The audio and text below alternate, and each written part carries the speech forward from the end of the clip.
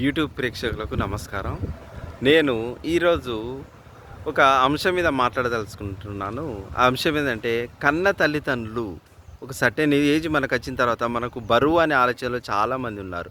అంటే మనకు జన్మనిచ్చిన తల్లి నవమాసాలు మోసి 9 నెలలు తర్వాత మనకు బయటి ప్రపంచాన్ని చూపెట్టిన ఒక మాతృమూర్తి దేవత లాంటి తల్లిని, తర్వాత కన్న తండ్రి తప్పటడుగులు వేస్తుంటే ఈ నడకలో నడువు నానని మన జీవితాన్ని తీర్చిదిద్దిన తండ్రి, ఎంతో ఆప్యాయత మన కంటికి రెప్పగల పెంచిన తండ్రి, వాళ్ళు ఒక వృద్ధాప్య దశ వచ్చే వరకు అని చీదరించుకునే వాళ్ళు సమాజంలో చాలా మట్టుకు చూస్తున్నాం.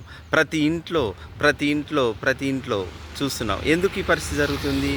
కన్న కొడుకే చీదరించుకున్నప్పుడు వేరే పరాయి ఇంటి వచ్చిన భార్యగా వచ్చిన ఆ స్త్రీ వాళ్ళని ఏ విధంగా చూస్తుంది? చాలా చులకనగా చూస్తుంది. అది దాదాపు 100లో 90% ఇండ్లలో జరుగుతుంది.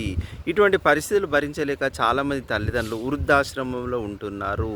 మీకు విద్యాబుద్ధులు నేర్పించి మీకు సర్టెన్ ఏజ్ వచ్చే వరకు ఒక బాధ్యతలను అప్పచెప్పి పెళ్ళిళ్ళు చేసి మీకు ఒక కుటుంబం ఏర్పరిచిన తండ్రి ఈ రోజుల్లో అని చీదరించుకుంటున్నారు. ఆ పరిస్థితి రావడానికి కారకులు ఎవరు? మనమే. ఆ పరిస్థితి అనేది తీసుకోవచ్చు. మన వయసు కూడా పోతుంది. మన పిల్లలు కూడా సేమ్ అదే వేలో మనను కూడా చూస్తారు. అంటే చాలా మటుకు అనాథాశ్రమంలో చేరండి అనే మాట ఒకటి ఉంది. అనాథాశ్రమంలో ఏం చేరాలి?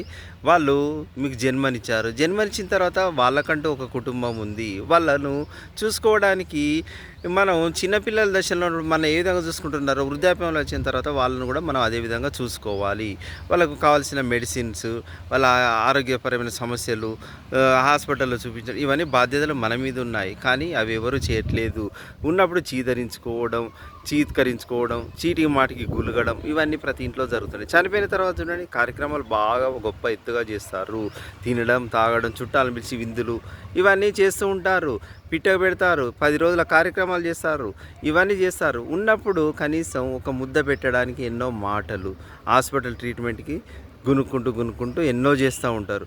ఇవి జరగద్దు అని నా ఉద్దేశం. నేనేం తప్పు చెప్పట్లేదు కదా, అందరి ఇళ్ళలో జరుగుతుంది, అందరికీ తెలిసిన విషయాలే. అయినా అభిప్రాయాలు జర మార్చుకోండి.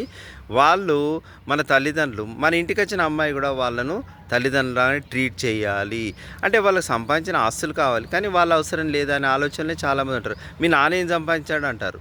నాన్న ఏం సంపాదించాడు అనే ముందు నీకు సంపాదించిన ఆస్తి అతడు వాళ్ళ కొడుకే. ఎందుకంటే ఆ కొడుకు అనేవాడు నీకు లైఫ్ లాంగ్ చూసుకోవడానికి ఆయన ఇచ్చిన ఆస్తి అదే అనుకోవడానికి వీలు లేదు. అంటే ఆస్తులు ఎక్కడి నుంచి వస్తాయి? కష్టపడితేనే కదా రావడం.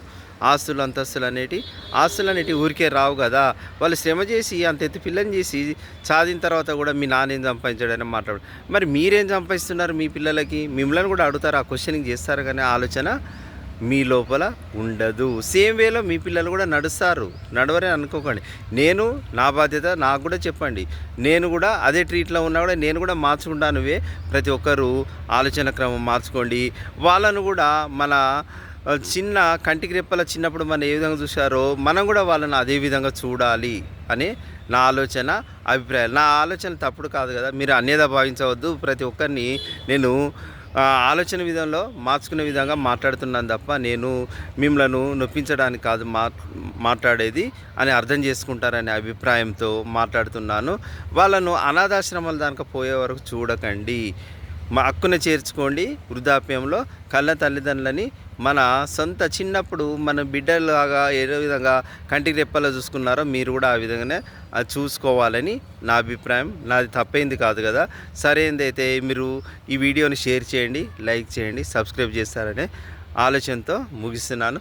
చాలా థ్యాంక్స్ అండి.